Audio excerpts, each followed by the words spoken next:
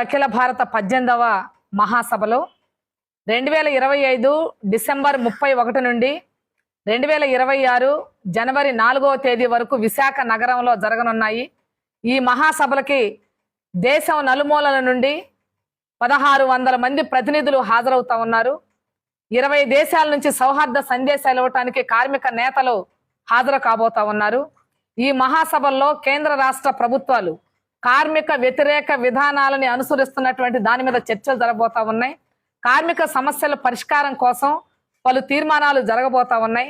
ఈ సందర్భంగా 2026 జనవరి 4వ తేదీన విశాఖ నగరంలో మహా ప్రదర్శన భారీ బహిరంగ సభ ఆర్కే బీచ్ లో జరగబోతా ఉంది.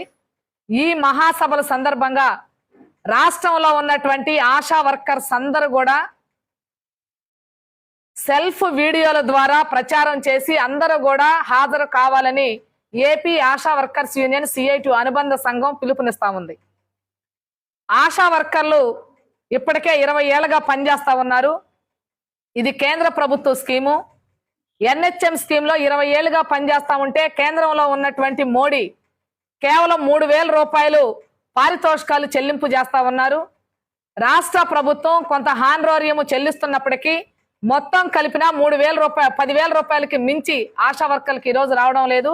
ఈ ఇస్తున్నటువంటి 10,000 రూపాయల గౌరవ వేతనంలో నెలలో 3 నుంచి 4,000 రూపాయలు ఆసుపత్రుల చుట్టూ PHCల చుట్టూ తిరగడానికే ఖర్చు అవుతా ఉంది. పెరుగుతున్నటువంటి జనాభాకు అనుగుణంగా ఆశా వర్కర్ల సంఖ్యను పెంచేటటువంటి పని చేయటం లేదు.